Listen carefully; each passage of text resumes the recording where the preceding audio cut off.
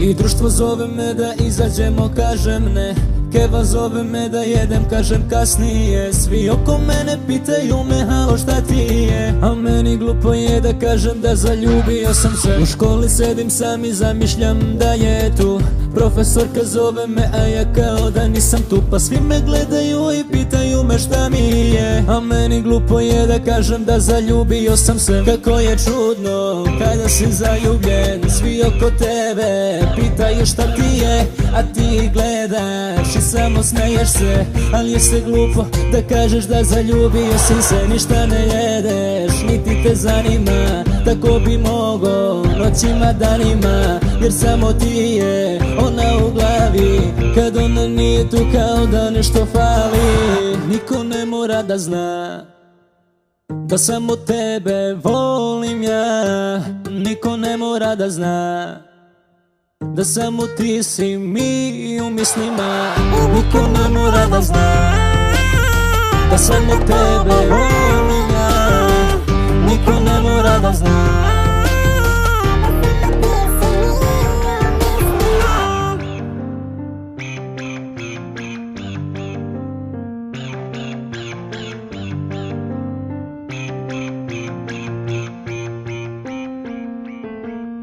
I kako da joj priđem, a da se ne tresem sad? Šta ako primeti pa kaže halo koji si gad? Pa onda da me pita halo dečko šta ti je, a meni glupo je da kažem da zaljubio sam se. Možda opali mi šamar, možda ipak ne, ali da me poljubi 100% neće ne. Ma baš me briga, jedno moram da joj priznam sve. Slušaj mala, u tebe ja zaljubio sam se. Kako je čudno kada si zaljubljen, svi oko tebe pitaju šta ti je, a ti gledaš i samo smeješ se. Ali je se glupo da kažeš da zaljubio si se. Ništa ne jedeš, niti te zanima, tako bi mogo noćima, danima, jer samo ti je ona u glavi.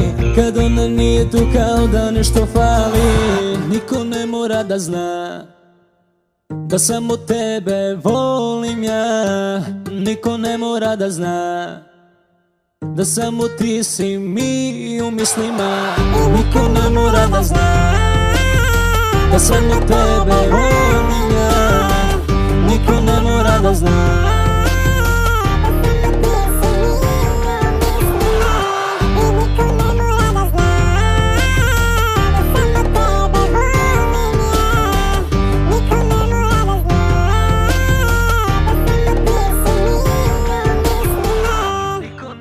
Da zna da samo tebe volim ja.